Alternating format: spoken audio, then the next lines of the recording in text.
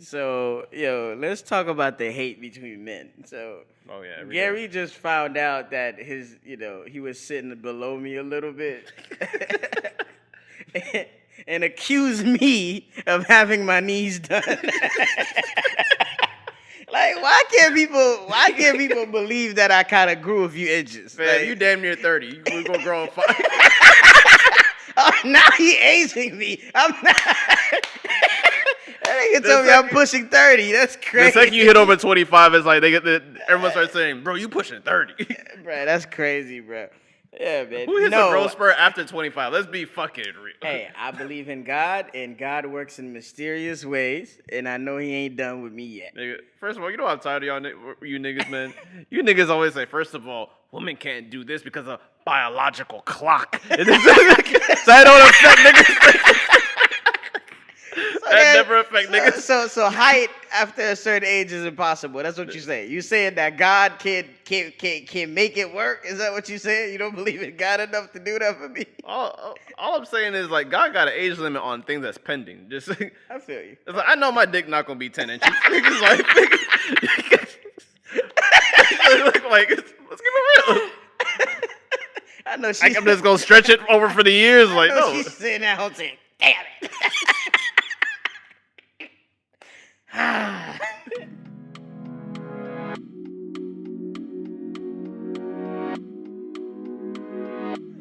Welcome to another episode of These Are the Aesthetics.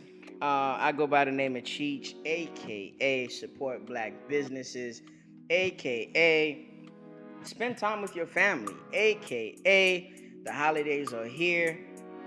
Drive safe out here, please. Okay. I value my life. I respect that. I go by the name of Gary, aka In Gary We Trust, aka Stop Gentrifying Everything, aka Stop Gentrifying Movies, Okay. Stop Gentrifying Music. We'll get into it. Yeah, we'll get into definitely it. gonna get into it this week. But I'm actually like really excited, man. I was tired as fuck on my way over here because like I'm still getting used to my new schedule, and just like literally waking up in the morning, seeing traffic, and then leaving work and then seeing traffic.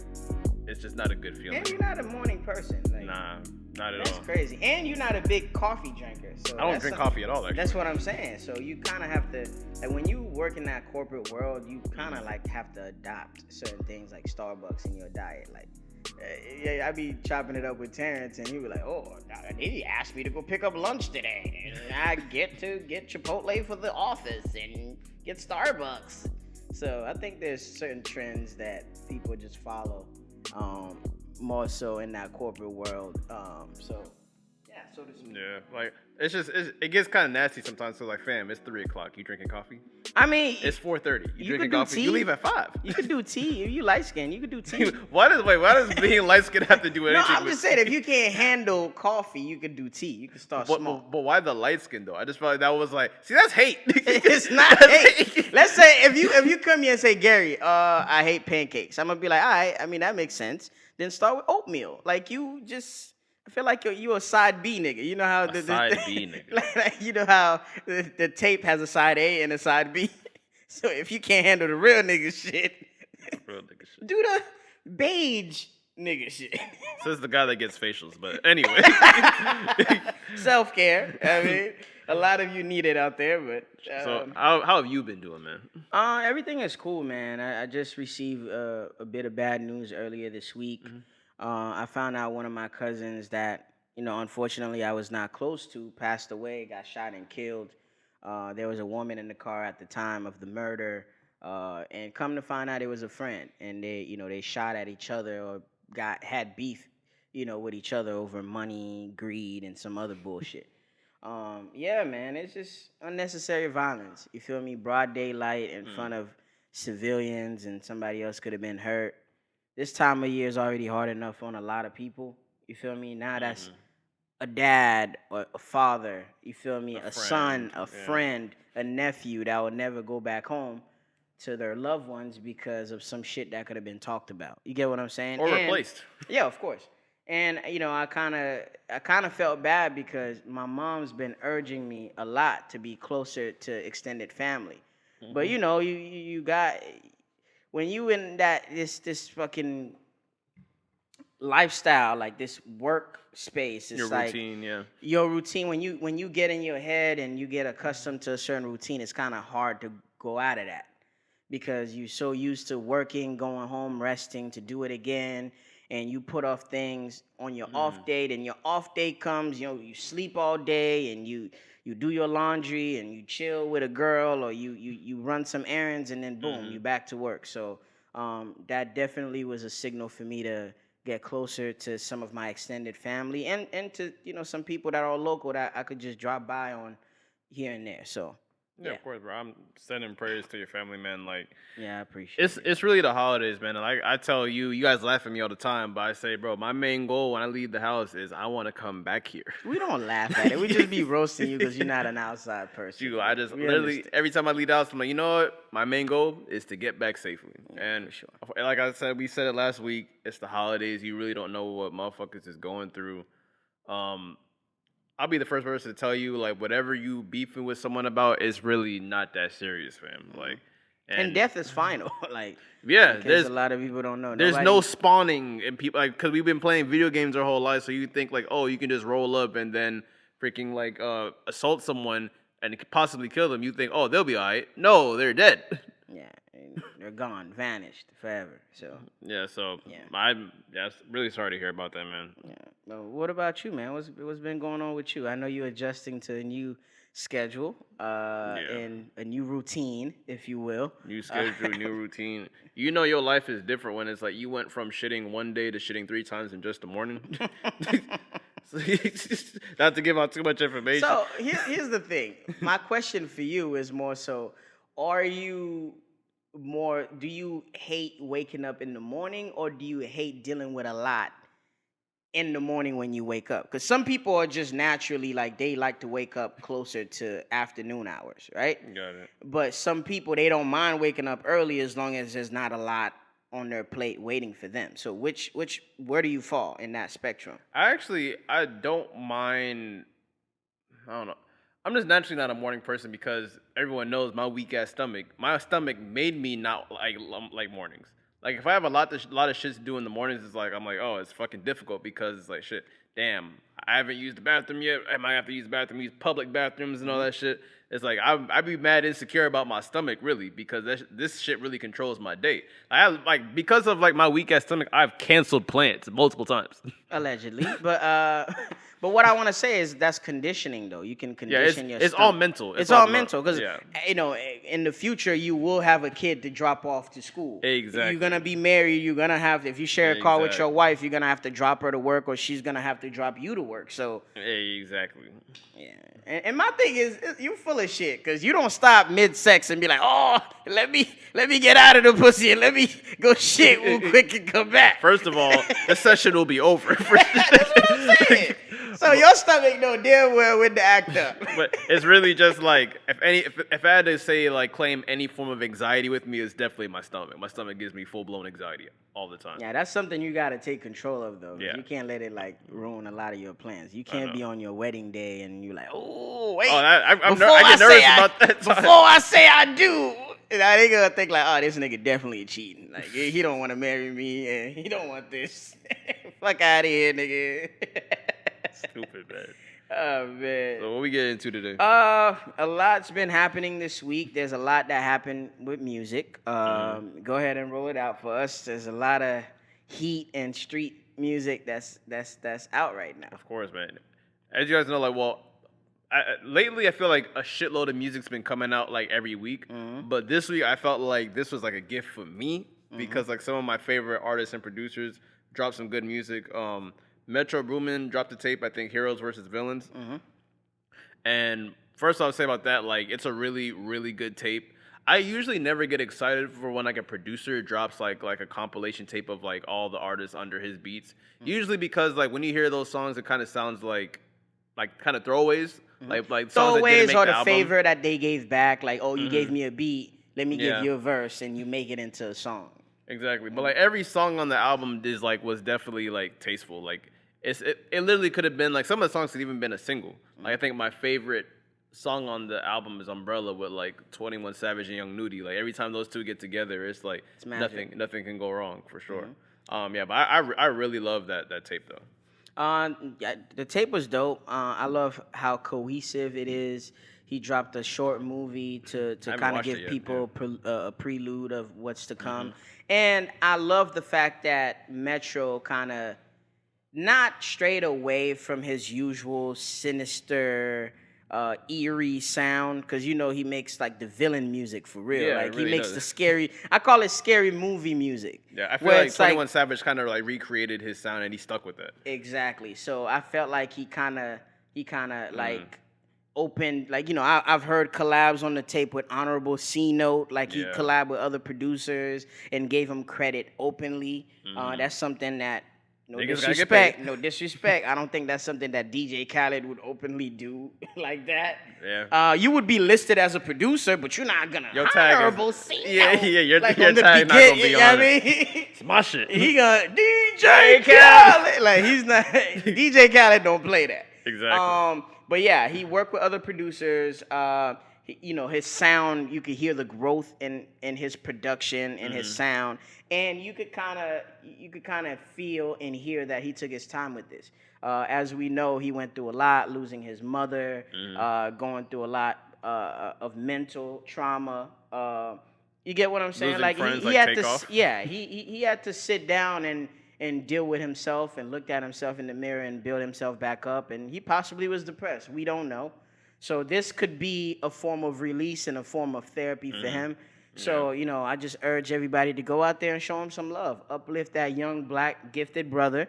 And, I wish him all the love and all the success, man. Because the tape is dope. Yeah, man. Metro Boomin, he literally is one of the reasons why trap music became mainstream. And he stays out of the limelight. There's no bad press. He's not messy. He has a lot of hits. People forget he's made some of the Weeknd's like biggest hits, obviously Future. And some people would say with this album, if there was any like critiques, was that like it kind of lacked, like we think you mentioned earlier, like it lacked the range a little bit.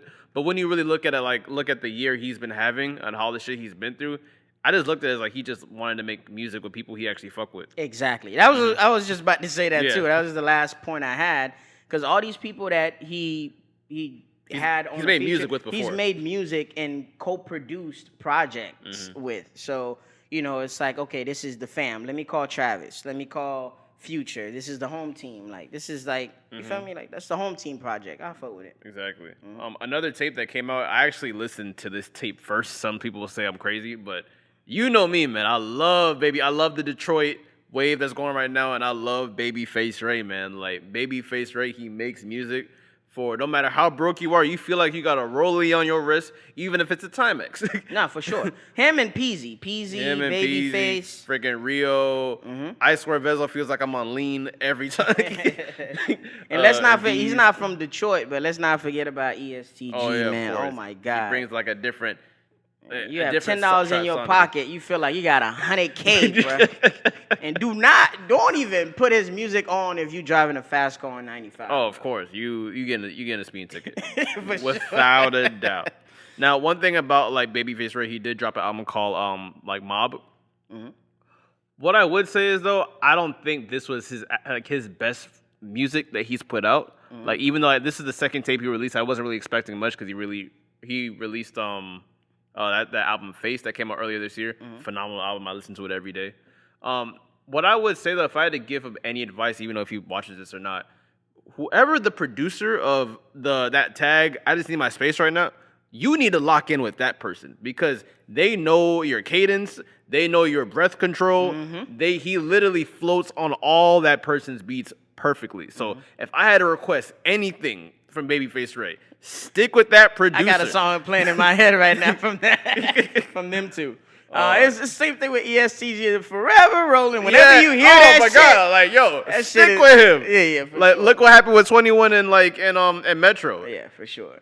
For me, it was like I said, it was not my favorite Face project, but I will say the project just came out, so exactly. I'll give it a few more listens. All his songs kind of like evolve over time. And on top of that, a lot of these songs would probably hit again don't call me Mr. Horny Man in the club with some ass shaking in front of you or some street niggas on the couch throwing money. It's a different vibe, and Okay. hearing it outside with the people or at a festival, it might hit a little different with the big speakers. You get what I'm saying? Can I be honest though? Go ahead.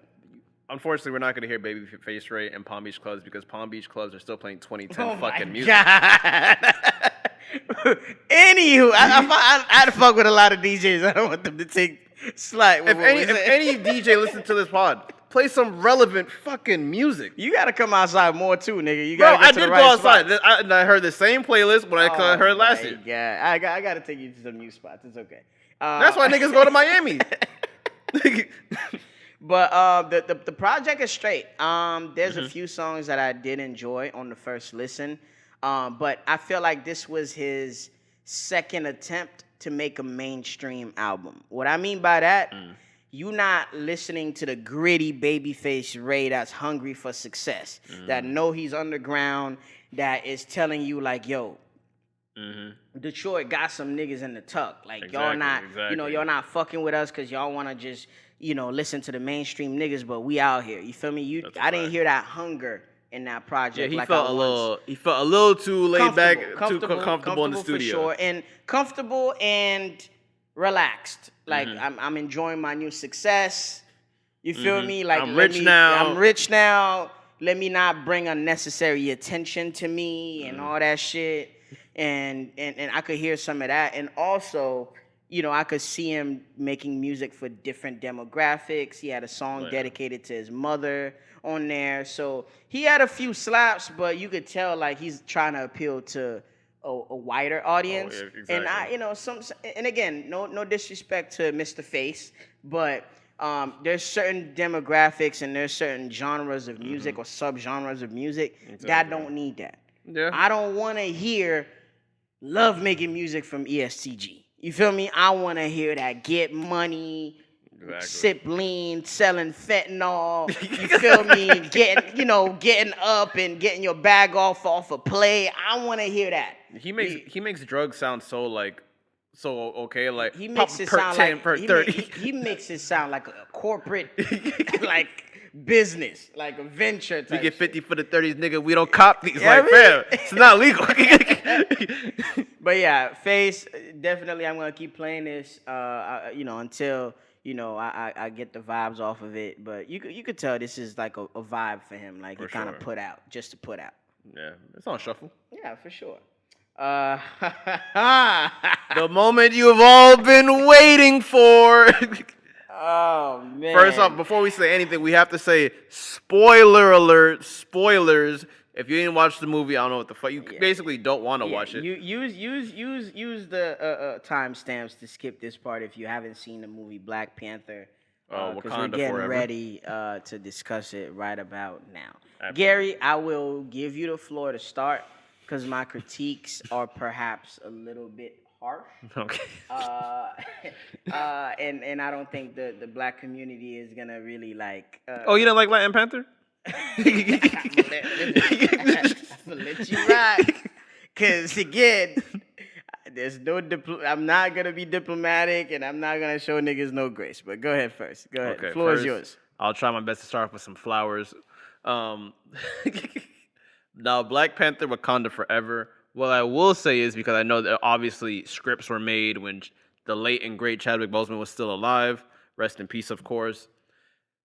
So when he passed, I'm pretty sure that had everyone in an uproar. And people always forget this movie was shot during the pandemic. There was a lot of noise going on, like what are they gonna do with the movie? And of course, the main actor that played Shuri, apparently she didn't want to get vaccinated, which also caused like some kind of like backlash and like basically caused a lot of problems making the movie. Mm-hmm. So I actually watched the movie the first weekend it came out. I watched it on a Saturday. And we're watching the movie, and I'm like, okay, I see where they're going. The intro was really beautiful. I definitely appreciate like the visuals, the meaning. I think they did like a decent job with the intro. One thing I would say I like with the movie, I do like how this movie sets up for future Marvel movies. Whoever's a Marvel nerd out there, this movie sets up Secret Avengers, Secret Wars, and Kang's Dynasty perfectly if you really break down the video. Now, my critiques about the movie. When I watched the first Black Panther, I'm like, oh, this is black empowerment. This is this is a good feel good movie. Black people look amazing. Fam, Mexicans was whooping our ass for 3 hours straight. I mean, I don't know for sure they're Mexicans. It was Mexicans because right now I know they're gonna come for me. The I call them the avatars, but like the damn, what's that? The underwater people. The underwater people. They were founded or creatures. To be safe. They got the vibranium in the land of Mexico. Watch the movie. If I'm wrong, tell me I'm wrong.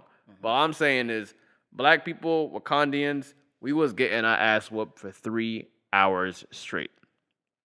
Another critique I have with the movie. Fam, this movie is called Black Panther. Black Panther was in this movie for 15 minutes. Okay. I have another critique. Where are the men?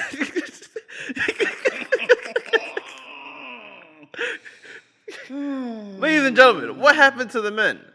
Well, the main stars, the leading male roles, the man who played M'Baku. First of all, M'Baku was trying to take over Wakanda in the first movie. This movie, he just given advice.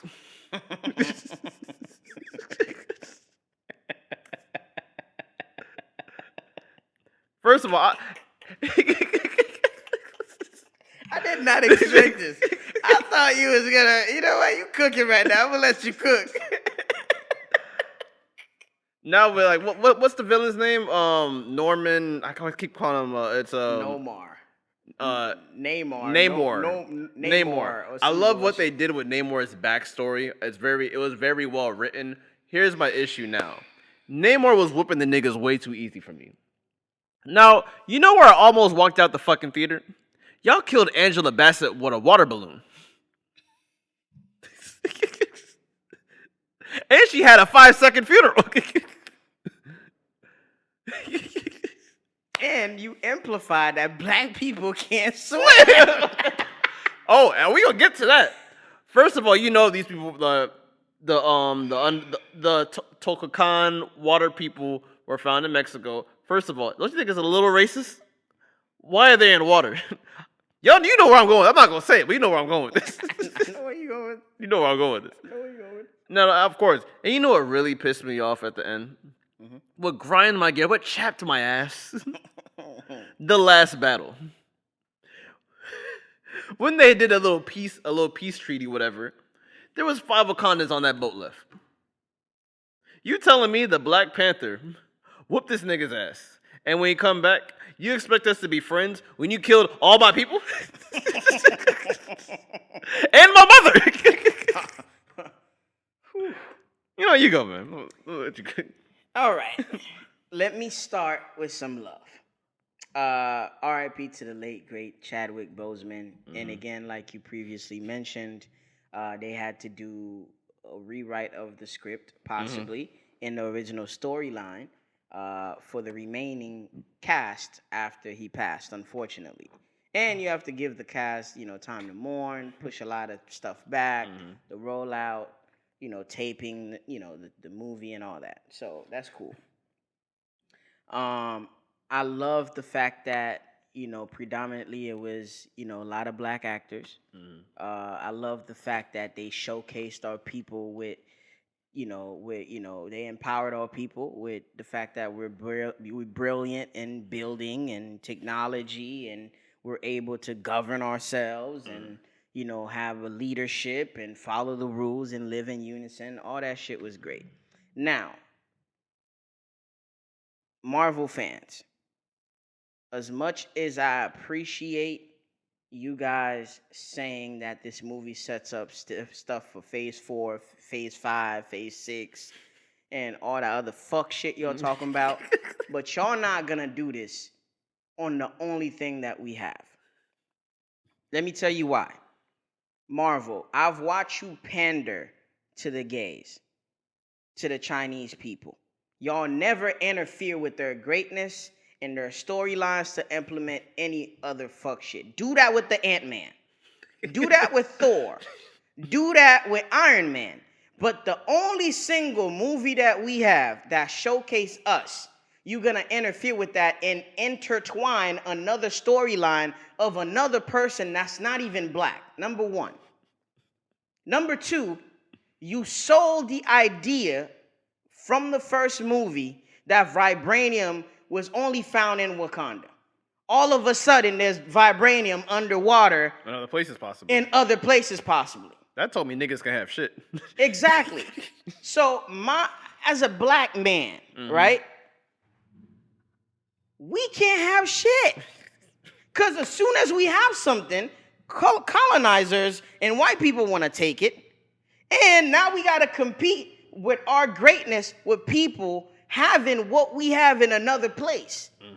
So we being overlooked in our own movie. Fam, vibranium is synonymous with the movie Wakanda. Now vibranium is going to be in another storyline for another movie. So you know what that's telling me? That there possibly might not be another Black Panther movie. And if there is, the plot is going to be lackluster because you can find something else with other people with a bigger demographic. Why keep spending the money on us, right? And let's talk about a monarchy. So the king dies. Great. The mom, the sister, whoever becomes the queen. Cool. Now the queen dies, the mother. And now you go to the little sister. And what pisses me off, you're going to introduce that he had a kid at the end of the movie. Where's this kid coming from? Why was it not mentioned in the movie that he had, his girl was pregnant? We didn't see a marriage or a wedding on the last movie. It's like a lot of, it's like a rushed movie. Like let's put a whole bunch of shit together and try to make it digestible. And that movie would have been fine, and it would have been digestible without the inclusion of the water creatures, because that would have gave us enough space and fillers to actually put more meat to the story. You get what I'm saying? And you implement this young, gifted girl that created a machine out of nowhere. We don't have a backstory on her, but we got a backstory on a whole ocean creature. We don't know where this chick is coming from, who her dad is, how she knows about Wakandans. We don't know any of that. We just know she's a genius that created a machine that possibly could help steal vibranium. Cool. Well, she's getting her own show. I don't care. That's not the time when there's a light shining on us for us to shine the light on other people. In the last scene, when she forgave Buddy for all the people he killed, including the mother, come on. Now you want to play off on our compassion. So what? You supposed to, and it made me, and again, I'm sorry to make this racy, but I am going to think about slavery. So you expect to torture my people for years, hundreds of years, do your fuck shit, and now I'm supposed to move on? But you're supposed to... And forgive you after you tortured, murdered, lynched my people for centuries? That's not fly. Fam, you killed a lot of us because we wouldn't help you. You came to my home. That's true. You breached my security protocols, broken in my place to ask me for help. I refused to help you. You went on to kill my people and kidnap my daughter. That's a fact. I almost fucked your daughter too. And got mad that I went and rescued my kid and you killed me. And now I'm coming in a vision form to tell my daughter to have compassion and to forgive you. Again, it's a play on us saying like, oh, okay, well, no matter what happens to you, believe in unison, forgive and forget. I don't like that. That storyline, Gary, would have made much more sense if they kidnapped T'Challa's son. You know why? Because he's the only male heir to the throne. So now if the creatures kidnap him, it would make more sense for the Wakandans to go out the loop and spend the entire movie looking for him and being at war, because they're preserving the future of their people. And they're preserving the only leader that's left. That's true. That's true. Well, The whole movie, my last thing, the whole movie, you portrayed a sister to be weak and emotional. And at the last minute, she gets some bravery and she gets some strength out of nowhere. Now she got to lead the people. And it's no knock to women leaders and women in positions of leadership, but you made her weak the entire movie. She was crying. She couldn't save her brother. She's living with guilt, fear. trauma. She got kidnapped, and all of a sudden, that's the same person that's supposed to lead a nation of people mourning now two of their prominent leaders. That's a good point. That's a good point. To me, it's like, yo, Marvel, again, thanks for giving us the shot. Thanks for putting some women on the big screen and showcase our beautiful African sisters and their glory, and you know, and making us, giving us female warriors and doing all this. I appreciate it, but if you're gonna pander to us correctly. I don't want to implement anybody else in our story. And if we have vibranium, if that's our only thing that makes us special, can we please keep the vibranium to ourselves? Why are we sharing vibranium with other people now? Well, you said it makes no sense. It's like Iron Man finding out that a black man has his suit now. Now there's two Iron Man. When you believe for 4 movies there was only one Iron Man. Like, come on. I just said that. It's like a black man and Shang-Chi doing karate. It makes no sense. We have one thing, Marvel. Please give us the one thing that we have. Let us have it. What I would say is, if I wanted to be a little bit more technical. First of all, Shuri, she got the powers of the Black Panther. How she got the whatever the fuck would it is to create the synthetic herb. She got it from the bracelet Namor gave her. That's where it came from. And first, I understand your point about T'Challa's son. I had that same idea too, but they cleaned it up at the very last minute because they're saying that, oh, we didn't want to tell the world that he exists because everybody would be coming after him and possibly kill him to be the heir to the throne to Wakanda, this and that, which makes sense. But another thing that makes me upset, other than the fact that all lives matter in this fucking movie.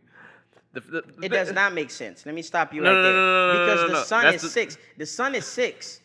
But he could be the heir. He's the heir to the throne. No. The movie sets up, it starts with the funeral of T'Challa. Mm-hmm. And then they say 1 year later, things started rolling. So when has it been 6 years since he died? The kid comes at the end. He got short, bro. If you watch Black Panther 2018, T'Challa and Lupita got back to, like, it wasn't said they got back together, but obviously you could tell they was getting a little more intimate. And the movie came out in 2018 or 2014, some shit like that. I understand what you're saying, but I saw where they were kind of going with it. Because he said there's a reason why they didn't want his son to be at the funeral. But the part that makes me upset, and I had this conversation with my girlfriend, is that you said you saw strong black women. I saw single black women everywhere. No, I definitely saw that too. There was no male leadership, and it's like you want me to believe that a group of 6 women is killing all these creatures, and women are strong. And I'm not saying they're not, but it's like, yo, it's just, listen, we gotta stop, man. If you pandering to women, and Black Panther pander to women. If you pandering to the black community by giving us our first well-known superhero, do that. Mm-hmm. If you're gonna give us vibranium as the thing that adds to our superpower, give us that. But what I don't like for you to do is try to attack all the demographics and check all your benchmarks in one movie. You can't do that. You don't do that with nobody else. I understand that. Now let me talk to my Marvel nerds real quick. One thing this movie did really well, and I'm obviously the casual watcher is not going to agree with it, but it actually did set up the future movies really good. Because when Namor and Shuri, it kind of makes sense. They said the reason, because Namor's his original plan was, let's take over the world, let's kill all these motherfuckers, have vibranium to ourselves, and make sure our people are safe. That was his original plan. If that was Killmonger, if Killmonger was still alive, he would do it, and the world would burn. And I had that conversation with you, is that Killmonger, he wouldn't be a good leader because he would believe in genocide. He would want to take over everything, kill everybody. Now, how it sets up future movies now is that you got to remember, the government is after Wakanda. They don't know that Namor and his people exist, but they want vibranium, and they keep going in the water where Namor's vibranium is. So they're gonna find out about him eventually. So to protect their vibranium, is they're gonna need Namor and they're gonna need his people and the Wakandans. But Gary, let me get my point across. Go ahead. Let me tell you how this movie sets up. So you already know the U.S. government, whatever we don't have, we want or we gonna take, correct? Of course. And what's that's gonna set up? It's probably gonna set up secret wars. Secret wars is gonna be probably an alliance of the government, probably the Avengers, and most likely the Thunderbolts, if that's the correct name. I don't know if you remember the white CIA agent, his ex-wife. Mm-hmm. His wife is putting up a team, basically the Marvel version of the Suicide Squad. Mm-hmm. They're gonna have all those people trying to get vibranium. So it's gonna be all these motherfuckers against Namor and Shuri and their people. And so it's gonna set up a really big movie in the end. I think they did that part tastefully, if my theory is correct. Here's my thing. Here's what's wrong with your theory. The movie leaves off with the government thinking that Wakandans are to blame for everything that happened. All the accidents, all the fights, all the killings of their people. Like, they blamed us for killing them for trying to steal our shit. they still blame black people at the end of the day, yes. You get what I'm saying? So, and Neymar, whatever his name is. Neymar. Not the Brazilian soccer player. He openly said, don't let nobody know we exist. And if they do find out we exist, we coming back for you. That was weak of them. I ain't gonna hold you. That shit did get me tight. So again, we are to blame for everything bad that happens. So guess what? The government is gonna keep coming after us, attacking us, while we're protecting them. So we're dying in the process. We catching the blame, and they just get to live underwater, under the radar, and be happy, like, forever after for them. Like, it doesn't work like that. You get what I'm saying? I don't see how they're gonna get out of this, and I just wish they did a better job by just giving us more than an hour of the movie to ourselves. But and mostly in trauma. I don't know, man. I think it was a money bag. They just money grab, yeah. A money grab. They capitalized off of dude's death. Brought people back to the theater to watch that. Got Rihanna to do a few songs. We all love Rihanna. They weren't that good. They just, I don't care about the song. It's just what they did to get us back in these seats to support that movie. Yeah, you got my money. And for what they give us, I understand. As a casual it's Marvel, not a fair trade. For the casual Marvel watchers, this would be a doozy for you. But for people who really like the geeky Marvel people, this movie is gonna set up a lot of different shit. I'll leave it at that. Okay. But they could have did better. I will definitely agree on that. Definitely could have done better. That's what I said. Okay, so moving along, I actually had a topic because I had an experience last weekend. For sure. The topic is, why do we go to fancy restaurants? I actually want to ask you that question first. That's been a hobby of mine for a long time. I just love going out to eat in nice spots. One, because of the service, the discretion level. What I mean by that is, I want to say 95% of 5-star restaurants or like fancy restaurants, the light is dim. You know, like it's a personal experience. Yeah, you get to be discreet. You get to go in there. Nobody's looking at you. Because you walk in there, everybody has money. Everybody has something to protect. Everybody, is here because... Or it looks like money, yeah. You get what I'm saying? That everybody is here to have a good time. So there's no animosity. There's nobody going off on the server. There's nobody sending the food back because... I'm not saying it doesn't happen here and there, but people know what to expect when they go to these places. And there's an attitude... There's a character that is placed on those places. So we go to have a nice meal, to have fine dining, and to have a quality experience with friends and family. Okay. Something that's unmatched, something that you can't find anywhere else, especially the restaurants that are known for a main dish. I understand. See, with me now, as I grow up, I remember I used to be like, I want to go to these fancy restaurants, this and that. But the older I get, and I don't know if it's because I got into a relationship, is that, like, I don't really like going to these fancy restaurants because I know we're being upcharged like a motherfucker. Of course. Eventually, like, and I had this conversation with my girlfriend, is that these fancy ass restaurants, yeah, the food is good in good majority of those places, but a lot of the pricing, the location is just so we can keep a certain demographic Of away. course. And you're paying for the presentation. You're paying for the presentation, and another thing I realized too is that I always felt kind of awkward when I'm with like my family and we're in like a really nice like restaurant, because for some reason I always feel like people are watching us at all times. I get very uncomfortable with that for some reason. Well, how do you feel like that? I feel like that because like usually like we're the only big black family, so I just feel like anything we do, we're getting looked at like we're in a fucking zoo. Mm-hmm. So that's why I kind of like when I go like have like dinners for my birthday and stuff, it'll be something kind of like middle class, like probably like a Grand Lux, or probably even do like a diner that like me. I told everyone, hey, let's just go to the diner real quick because I'm pretty sure we're gonna be there late. We're gonna talk shit. I don't want to get kicked out. And we're gonna be loud and We're shit gonna be like that. loud, Mm-hmm. of course. And of course, when you go into a fancy restaurant with your niggas or with a big group of people, you feel like you're in fucking school. Like you're like, oh, well, we can't be too loud because they probably have rules. The old people are looking at us, and all of a sudden, I'm gonna get kind of offended too because, like, first of all, freaking Sally over here cursing and laughing up a storm. You're not looking at her, but you're looking at me because I'm black.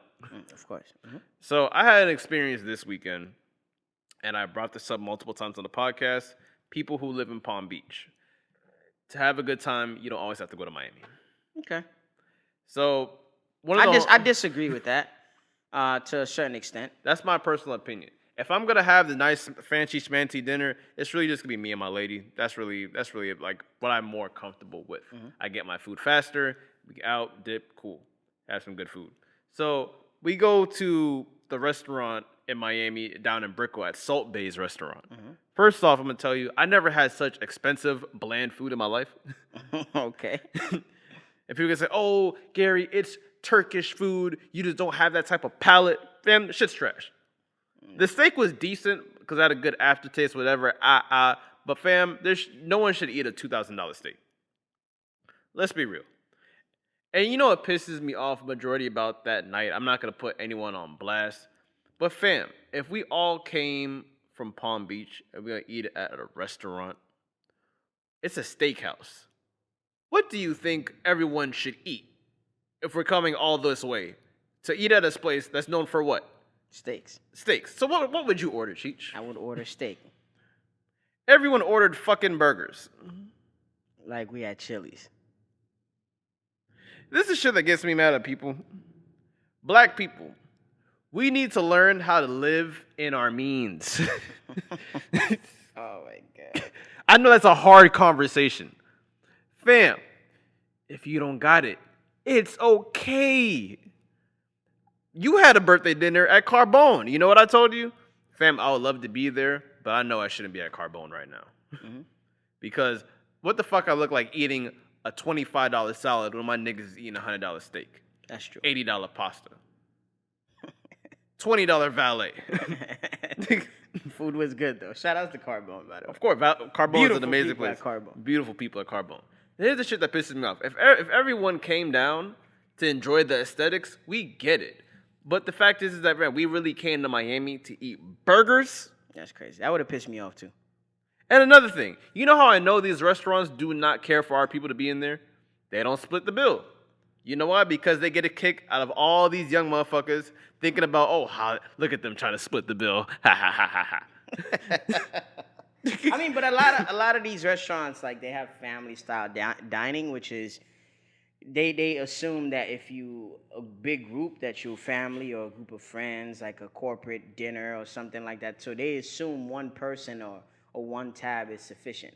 I mean, I feel like part of the reason why it was created is to keep a certain amount of a certain type of clientele there. Like, all right, if you can't afford this alone, then don't come, because let's be honest. Mainly the male or the man of the family typically pays for a tab, unless it's a group of women and they agree to go there and they all pitched in to do it. And usually conversations are like, I know the top how they do everything. Let's just all just use my credit card or use my card. And then everybody sends me $200 or something like that.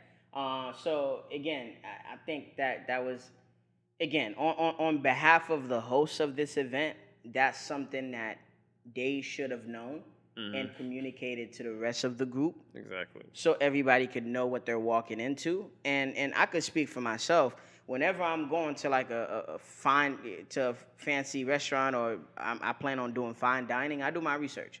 I look at the menu. I see if I'm gonna like it. Because when I call to make the reservation, I'm asking all sorts of questions. I'm not asking like, "Hey, how much for the steak?" Like I'm not that corny. That's crazy. Nah, but what I do ask is, "Hey, and they usually tell you, "Hey, sir, over 8 people, it's gonna be a single check," or they usually communicate these things with you, and that's your role as a responsible adult to communicate that with the rest of the people because you don't know how people's pockets looking. You feel me?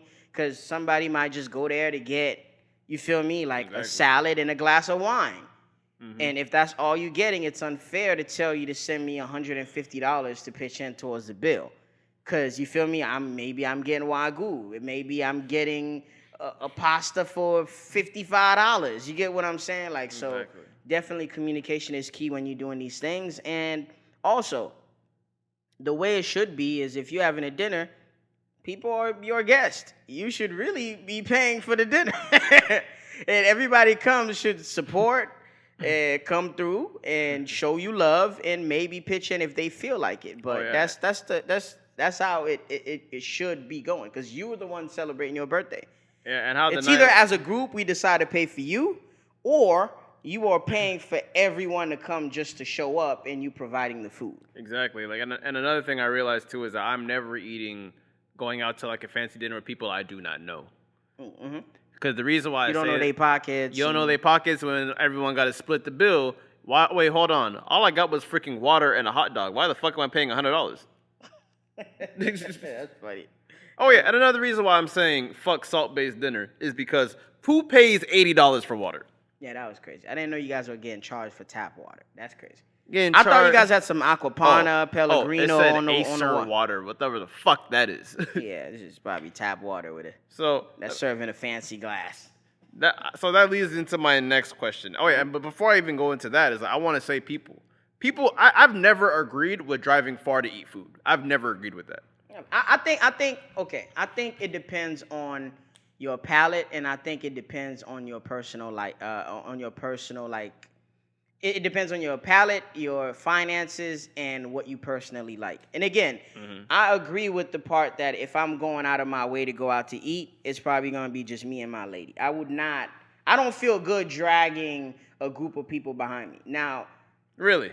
No. I'll say this, not to be a hypocrite. I did that for my birthday, but I only invited people that I've done business with, friends of mine for a long time, and people I knew that I could afford it. You get what I'm saying? So it's a little different for me, because I invited my inner network of people. But I'll say this. I think more so, the last thing I'll say about the fine dining topic is people really pay for the experience. Your car is going to be secured because most of those places have valet. You go inside. I could give you an example of when I went to Poppy Steak. Even the bathroom. You feel me? Somebody walked you to the bathroom. And then... Fam, the only thing I did was unzip my pants and zip it back up. Somebody washed my hands, dried my hand, lint rolled my clothes, offered me a cigar. Addressed you by your last name. Addressed me by my last name, gave me a free drink at the bar while I was waiting on my table. So it's really like how you want to be treated. You paying for the experience.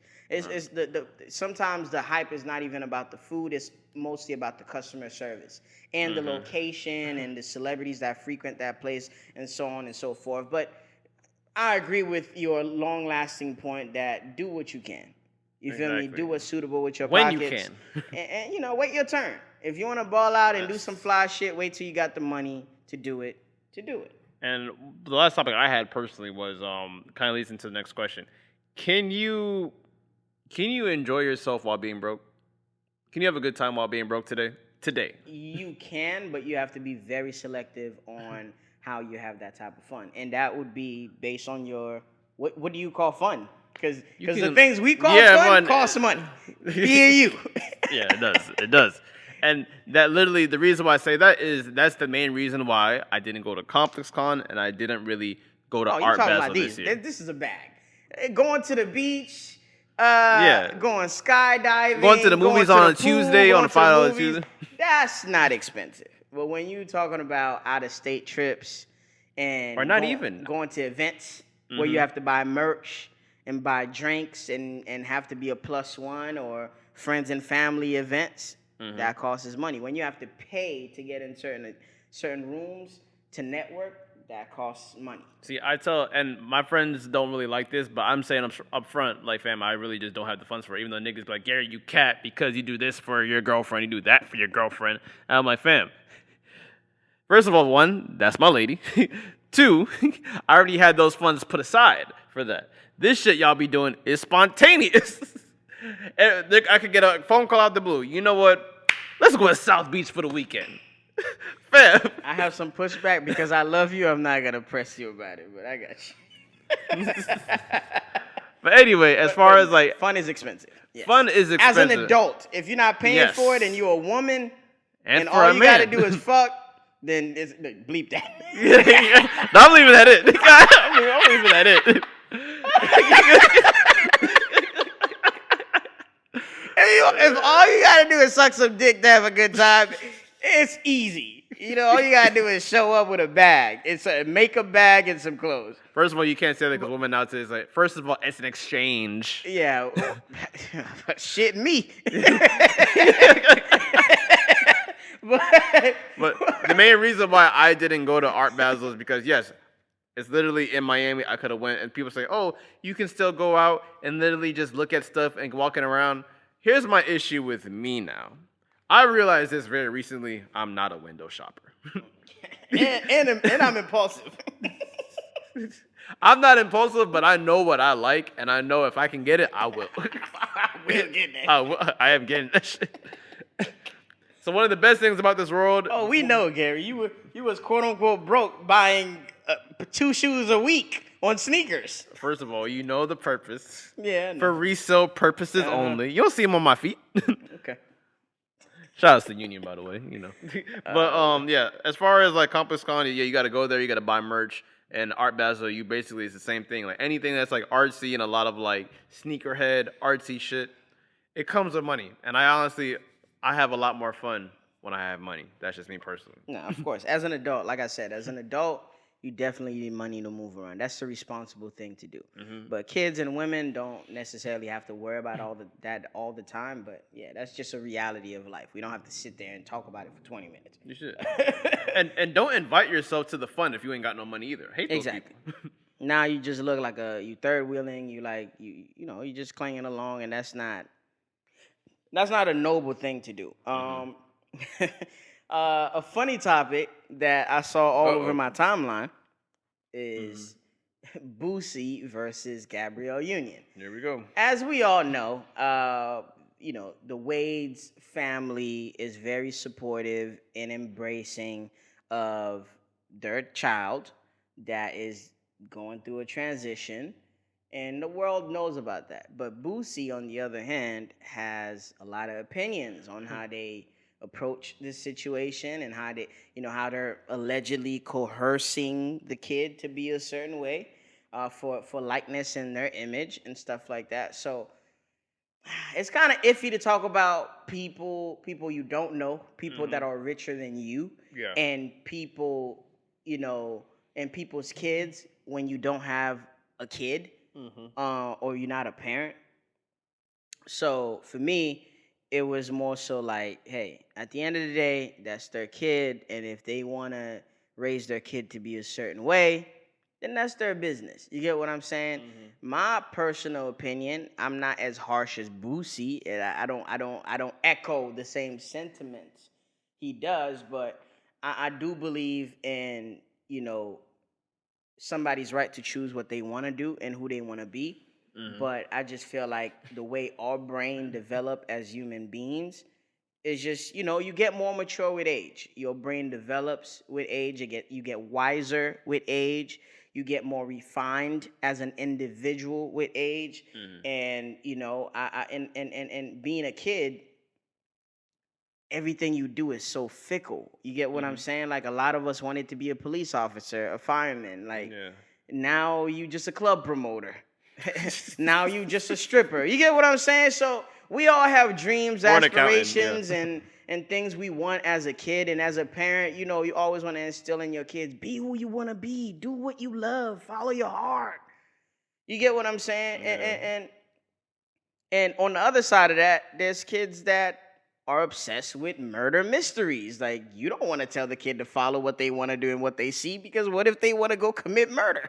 So as a kid, it's good for there to be a strong leadership in the household to kind of steer the kid in the right direction, because you know, you scoping the mind of future citizens and future leaders of this world, that quote unquote free world that we live in. So you have to, you have to take that very seriously. So that's the one part with Boosie that I understand, because a lot of kids are too young to decide for themselves what they want to do or who they want to be.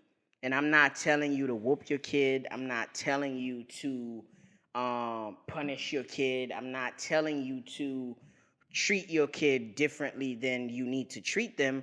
But I want you to expose your kid to the information. And if that's something that they still want to go through with, then cool. You did all you could on your end to do your part.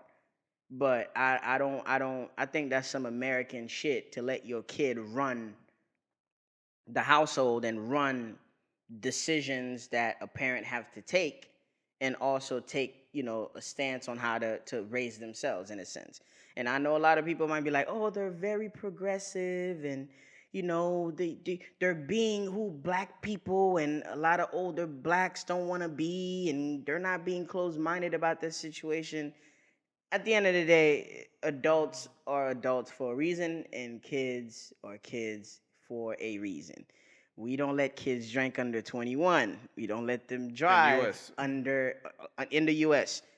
I mean, this is an American topic, but we don't let kids buy liquor and alcohol under 21. We don't let them vote until they're 18. We don't let them get a license to drive. We don't trust them with a car until they're 16, 17. So why the fuck would I trust you to know who you want to be at 6? You know what I mean? So it's just, this whole system is hypocritical. What do you think? Where do you stand on this issue? My take is really simple. With Boosie, like, people are saying, "Oh, Boosie need to mind his damn business, this and that." Like, I think Boosie is fully aware that he's a public figure now. Of course. So people are gonna look for his outlandish responses. Him and Charleston White. Him and Charleston White, like these two are comical. Or anyone who goes on DJ. And now Kanye now too. Kanye, that nigga is wilding out. Anyone who goes on DJ Vlad frequently, you're expected to give like your personal opinion on shit. Now with me now is obviously celebrities are not gonna think this way but for celebrities who've been rich a long time, you gotta when you make your decisions, you gotta look at it as like, damn, what would I do if I was middle class again? Would I still do this shit? I feel like that would change their outlook on a lot of things, because if I was rich, you gotta remember, do you really want your child to make adult decisions as a child? That's just like my viewpoint on it. Like I think I read something that Jaden Smith was like emancipated, or if that's the right term. Like he was basically allowed to like live on his own at 15, 16 years old. It's like, fam, at 15, 16, when I was 15, 16, I was eating Chinese food in the morning. Now you really want me to look after a whole apartment over a whole house by myself at 15 years old? I don't give a fuck how smart you think I am. But one thing, what I would say when I'm a parent, I'm not gonna let my children make adult decisions while they're kids. Or under my roof, at least. At least under my roof. That's very important. And I said that multiple times. Some people like have a problem with it, but that's just how I feel. No, I feel you, man. Again, you are welcome to do what you want in your household. It's just, I feel like there's a certain level you reach in Hollywood that you do things for the likes, for the for the flashlights and glamour that comes with this shit. Exactly. Because let's say, again, we don't know them personally, we just assuming, right? Let's just say they did not embrace the change. Oh my God, you don't want your kid to be happy. You suppressing him for who he is and who he wants to be, and that kid could have went on the internet and bashed his own parents, and he could have lost a whole bunch of deals and sponsorships because he's anti freedom and some type of bullshit or whatever. And he does embrace the kid now. So now he's going to get a whole lot of news coverage. There's going to be a lot of magazines and LGBTQ articles written about him or her and what they got going on there. So I felt like, again, I don't want people to kill me for this, but this was a business decision. This was a business decision on behalf of the Wade's family. Hey, I'm gonna leave that up to Cheech. What can we do to protect the brand and to not take a hit with this situation? Okay. Because guess what? The older kids, young kids are rebellious. If they want to do something, the parents does not want them to do it. They're gonna do it anyway. Fam, one of the we gotta go. Yeah, we gonna wrap it up. One of Obama's kids was caught smoking weed while he was in office. So a kid is gonna do what he wants to do, or they want to do, or she wants to do. So, I mean, honestly, this is one of the very few times I say on this podcast. I don't give a fuck what the Wades do, man, because literally that don't really affect me. It don't affect Boosie, but it affect Boosie. Gonna get more notoriety off it, if anything. Yeah, pretty much. Do what the fuck you want to do, but at least just be cautious. Exactly. I'll leave it. Or leave it off the media. Leave it off the media. Yeah. Exactly. But again, another good episode, mellow episode, informative episode. Yeah. I felt like we got a lot of shit off our chest. Exactly. This was like a venting session. I gotta call Cheech more often so he can stop venting on the damn on the camera. He holding a lot of shit in. Like, damn. Oh man, but these are things that I feel, but I can't. I get to express them and articulate them now. Because if I make one post on Instagram, people are gonna just kill me off that one post. Yeah. But anyway, I'm the one that got to edit to circumcise your thoughts sometimes. Yeah, that's a fact. Exactly. But yeah, man, thanks for the love. We're back. Road to 100 episode, man. We've been doing this for a while. We love what we do, and we plan on adding more layers to this thing that we do for y'all, so y'all can have more content and more of us in your daily lives. Again, keep supporting this, and we're gonna keep making it for you. Absolutely. Please comment in the YouTube. Please share, comment. Let us know what would you want to see. And yeah, and this has been the These Are the Sex podcast. And what do you go by? I go by the name of Cheech, aka address me as sir if I'm not your peer, aka when you see me outside, I'm out for business, aka I'm not affiliated with none of you hoes. Let's get that clear. And I go by the name of Gary, aka In Gary We Trust, aka Live in Your Means, aka Stop Third Wheeling, aka Stop Gentrifying Everything. And for the record, I may or may not be single. Mind your business. Okay. We see y'all next week.